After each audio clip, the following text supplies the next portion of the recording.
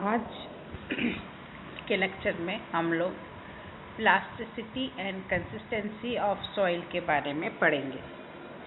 पहला है plasticity. Plasticity क्या होता है सॉइल की?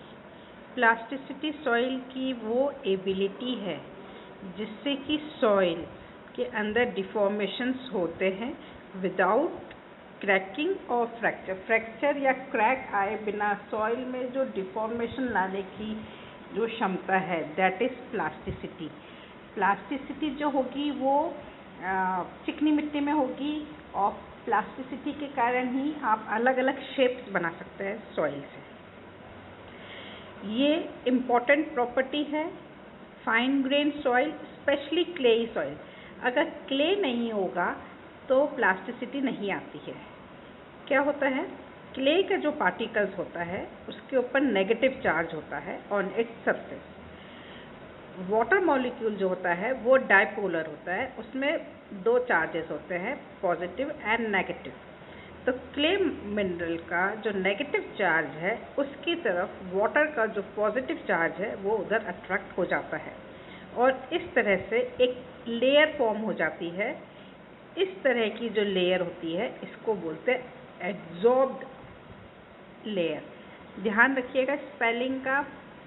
इस तरह से जो पानी क्ले मिनरल से क्ले पार्टिकल के पास क्लोज आ जाता है, दो पार्टिकल्स के बीच में जो पानी आ रहा है वो जो वाटर की जो लेयर है वो है एड्सॉर्ब्ड, AD। एब्जॉर्ब नहीं है, ADSORBED, एड्सॉर्ब्ड वाटर लेयर। और प्लास्टिसिटी इसी एड्सॉर्ब्ड वाटर के कारण होती है। क्ले पार्टिकल्स जो होते हैं वो इस एड्सॉर्ब्ड वाटर के कारण अलग अलग होते हैं। तो जब हम इस पे फोर्स लगाएंगे तो ये स्लिप होंगे एक दूसरे के ऊपर। तो जब सॉइल के ऊपर डिफॉर्मेशन लगाएंगे तो वो पार्टिकल स्लिप हो जाएगा और वो जिस पोजीशन पे जाएगा उसके बाद लोड हटाने के बाद भी वो अपने ओरिजिनल पोजीशन पे नहीं आ पाता है। This characteristic is plasticity. जैसे कि आप आटा के जो बनाते हैं, लोई बनाएंगे तो वो प्लास्टिसिटी है और मैदा जितना होगा, जितना फाइन पार्टिकल होगा उतनी ही उसमें प्लास्टिसिटी ज़्यादा होती है, डिफॉर्मेशन होने की क्षमता ज़्यादा है। जैसे जैसे वाटर कंटेंट डिक्रीज़ करेंगे प्लास्टिसिटी भी डिक्रीज़ होगी। सॉइल जो है वो ड्राई हो जाती है और सॉइल के जो पार्टिकल्स हैं वो आपस में चिपक जाएंगे और वो एक मास की तरह बनाएंगे। इसी तरह से हम लोग मिट्टी के घड़े वगैरह जनरेट करते हैं कि पहले जिसमें पानी मिलाया उसको शेप दिया, उसके बाद उसको लेट इट गेट ड्राई और उससे उसका वो शेप रिटेन कर लेती है। प्लास्टिसिटी के कारण वो वापस अपने ओरिजिनल पोजीशन पे नहीं आ पाती है और वो वहीं पे रह जाते हैं सॉइल पार्टिकल्स और उसका वो शेप बन जाता है। पानी जो है अगर वो प्रेजेंट नहीं होगा तो प्लास्टिसिटी नहीं आएगी। पानी यानी कि पोलराइजिंग लिक्विड। अगर कोई और लिक्विड है जिसमें पोलराइजेशन इफेक्ट होता है तो वहाँ पे उससे तो आप प्लास्टिसिटी जनरेट कर सकते हैं, लेकिन जैसे केरोसिन है तो इसमें नहीं है ये इफेक्ट, डायपोलरिज्म नहीं है, तो इससे हम लोग प्लास्टिसिटी नहीं क्रिएट कर पाएंगे।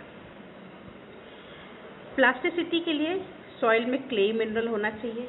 अगर नमक है, जैसे नमक होता है तो नमक में आप कितना भी पानी मिला लो, कितना भी सुखा लो, उससे आप उसको प्लास्टिसिटी नहीं क्रिएट कर सकते। तो प्लास्टिसिटी के लिए क्लेई मिनरल होना चाहिए।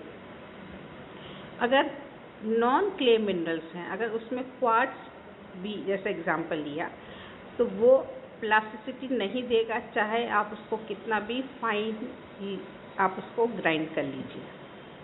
फिर सेकंड टर्म है कंसिस्टेंसी लिमिट्स।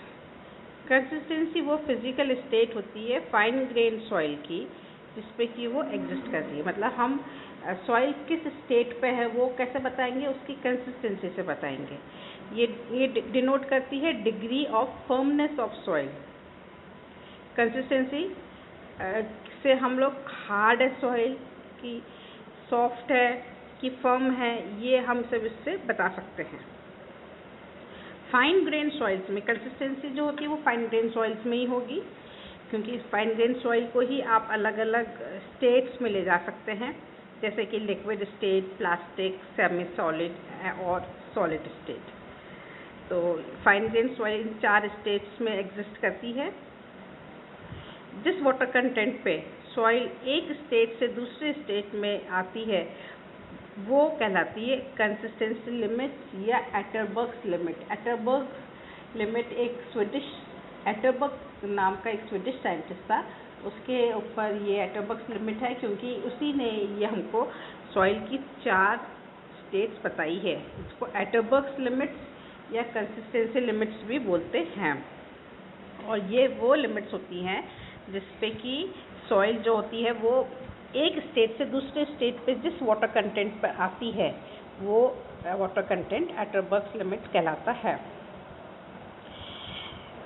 आप वाटर कंटेंट के बेस पे हम ये नहीं कह सकते कि सॉइल सॉफ्ट होगी कि हार्ड होगी, क्योंकि सेम वाटर कंटेंट पे कोई सॉइल तो हार्ड हो सकती है, कोई सॉइल सॉफ्ट हो सकती है।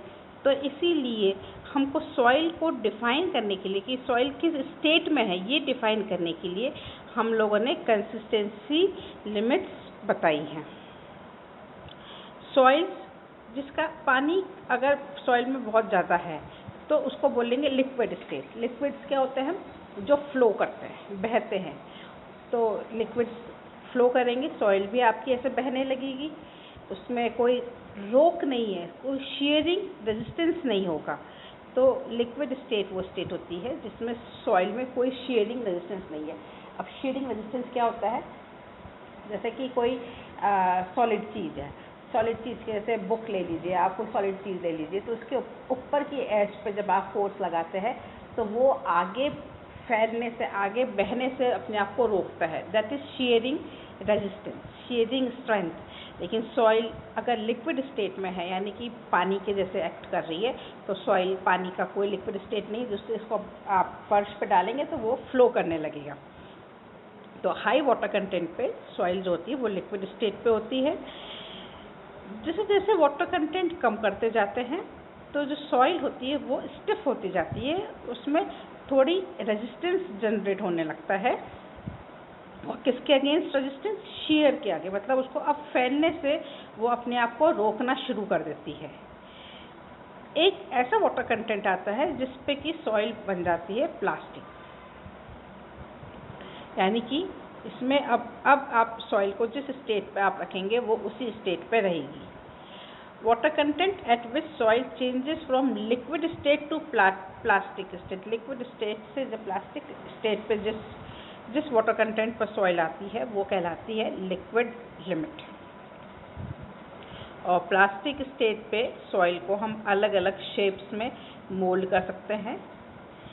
और वाटर कंटेंट अगर आपने फर्दर इसको रिड्यूस्ड किया तो सॉइल की जो प्लास्टिसिटी है वो डिक्रीज़ होगी और सॉइल प्लास्टिक स्टेट से सेमी सॉलिड स्टेट में पास ऑन करेगा।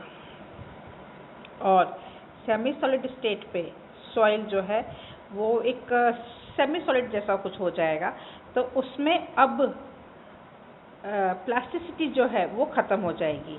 अब अगर आप उसको कोई शेप देंगे तो उसमें क्रैक्स जनरेट होने लगेंगे।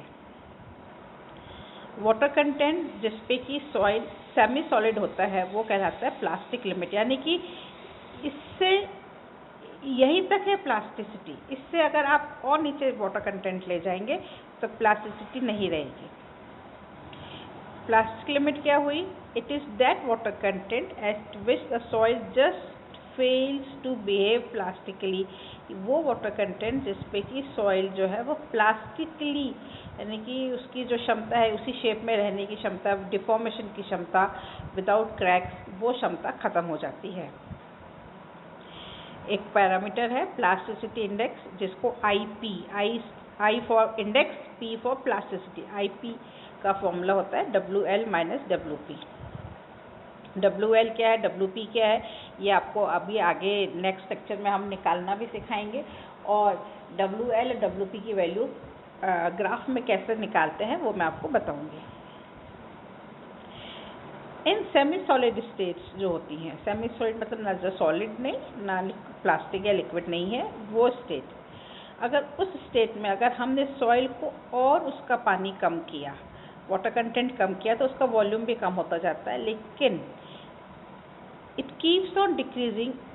लेकिन एक ऐसी स्टेट आती है कि अगर उसके बाद आपने पानी का वाटर कंटेंट कम किया तो वॉल्यूम में चेंज नहीं आएगा, और ये स्टेट कहलाती है सॉलिड स्टेट। यानी कि सॉलिड्स वो स्टेट्स होती हैं जिस पे कि अगर अब आपने और वाटर कंटेंट कम कर रहे हो तो उसके वॉल्यूम में डिक्रीज नहीं आएगा। यानी कि पानी उड़ता जा रहा है, तो पानी अभी तक तो क्या था, पानी उड़ेगा तो वो वॉल्यूम सिकुड़ता जा रहा है, लेकिन अब अगर पानी उड़ेगा तो उसकी जगह हवा आ जाएगी और वॉल्यूम में रिडक्शन नहीं होगा। वाटर कंटेंट जिसपे कि at which soil changes from semi solid state to solid state, semi solid से सॉलिड स्टेट पे आती है, उस स्टेट को बोलते हैं श्रिंकेज लिमिट। इसको WS से शो करते हैं। Below shrinkage limit, shrinkage limit से बिलो सॉइल जो है वो सैचुरेटेड नहीं रहती है, यानी कि सॉइल में पानी 100% वॉइड्स जो है वो पानी से नहीं भरे होते हैं। उसके बाद अगर आप पानी और उड़ाएंगे तो जो सॉइल के अंदर जो वॉइड्स हैं वहाँ पे हवा फिल हो जाएगी, लेकिन कैपिलरिटी के कारण, सरफेस टेंशन, उसके जो सरफेस टेंशन के कारण जो वॉल्यूम है सॉइल का वो चेंज नहीं होता है। अब श्रिंकेज लिमिट क्या है? Shrinkage limit is the water content at which soil stops shrinking. Shrinkage limit मतलब नाम से पता चल रहा है श्रिंक होने की लिमिट, इससे ज़्यादा श्रिंकेज नहीं होगी वॉल्यूम में, इससे ज़्यादा रिडक्शन नहीं होगा और सॉइल जो है वो एक कांस्टेंट वॉल्यूम को ऑक्यूपाई कर लेगी, अटेन कर लेगी। It is the lowest water content at which the soil is fully saturated. ये वो लोवेस्ट वाटर कंटेंट है जिसपे कि सॉइल पूरी तरह से सैचुरेटेड है। इससे ज़्यादा अगर आपने पानी का वाटर कंटेंट कम किया तो सॉइल में सैचुरेशन 100% नहीं रहेगा। ये ग्राफ दिया हुआ है between volume and water content. इस ग्राफ में 4 स्टेट्स दी हुई है सॉइल की। हम स्टार्ट करते हैं लिक्विड स्टेट से। लिक्विड स्टेट से हम प्लास्टिक स्टेट में जाएंगे, यानी कि टॉप से बॉटम में जाएंगे। तो लिक्विड स्टेट वो स्टेट है जिसपे कि सॉइल बिल्कुल ईजिली फ्लो कर रही है, उसमें कहीं कोई रेजिस्टेंस नहीं है, बहती जा रही है। शेयरिंग के अगेंस्ट कोई रेजिस्टेंस नहीं है, शेयर स्ट्रेंथ सॉइल की 0 है। आपने पानी का वाटर कंटेंट कम करते जा रहे हो तो पानी की मात्रा जो है सॉइल के अंदर कम होगी, तो धीरे धीरे करके उसमें शेयरिंग रेजिस्टेंस जनरेट होगा। जिस स्टेट पे उसमें शेयरिंग रेजिस्टेंस जनरेट हो रहा है, अब वो अपने आप को बहने नहीं दे रहा, वो अपने आप को रोक रहा है, वो स्टेट कहलाता है प्लास्टिक स्टेट, वो है लिक्विड स्टेट। यानी कि इससे ज़्यादा अगर आपने वाटर कंटेंट कम किया तो सॉइल में लिक्विड की जो प्रॉपर्टीज़ यानी कि बहने की क्षमता है वो ख़त्म हो जाएगी। अब सॉइल आ गई हमारी प्लास्टिक स्टेट में। तो liquid limit is the minimum water content at which soil is still in the liquid state. और पानी कम कर दोगे तो अब सॉइल लिक्विड स्टेट में नहीं रहेगी, और इसका प्रैक्टिकल आपको करना होता है। मैं नेक्स्ट लेक्चर में आपको इसका प्रैक्टिकल कैसे निकालते हैं लिक्विड स्टेट, ये हम लोग डिस्कस करेंगे। तो सेकेंड स्टेट है प्लास्टिक स्टेट। प्लास्टिक स्टेट में क्या होता है, सॉइल जो है वो प्लास्टिक की जैसी उसकी कैरेक्टरिस्टिक, यानी कि उसको डिफॉर्मेशन की मतलब आप उसको अब उसको आप कोई शेप फोर्स लगाएंगे, कोई बल लगाएंगे तो उसमें अब रेजिस्टेंस आ गया तो वो कोई शेप लेगी, कोई ना कोई आकार लेगी। तो ये प्लास्टिक स्टेट है। इसमें भी अगर आप वाटर कंटेंट कम करते जाएंगे तो एक ऐसी स्टेट आएगी जहाँ पे इससे ज़्यादा जैसे ही आपने और पानी कम किया तो उसमें क्रैक्स आने जनरेट हो जाएंगे, है ना। तो वो स्टेट जो कहलाएगी वो कहलाएगी सेमी सॉलिड स्टेट। ये इसका भी प्रैक्टिकल आपको करना है प्लास्टिक लिमिट का। इसमें क्या करते हैं कि एक हम लोग थ्रेड बनाते हैं, मिट्टी से हम लोग थ्रेड बनाएंगे, 3 mm का थ्रेड बनाएंगे। जिस वाटर कंटेंट पे उस थ्रेड में क्रैक्स आ जाए वो स्टेट जो कहलाती है वो कहलाती है प्लास्टिक स्टेट, यानी कि उसमें क्रैक फॉर्मेशन शुरू हो जाए, यानी कि उसमें प्लास्टिसिटी जो है सॉइल की मिनिमम वाटर कंटेंट जिसपे कि सॉइल की प्लास्टिसिटी है, इसे जैसे ही नीचे किया तो उसमें सॉइल में प्लास्टिसिटी कैरेक्टरिस्टिक ख़त्म हो गई, उसमें क्रैक फॉर्मेशन शुरू हो गए।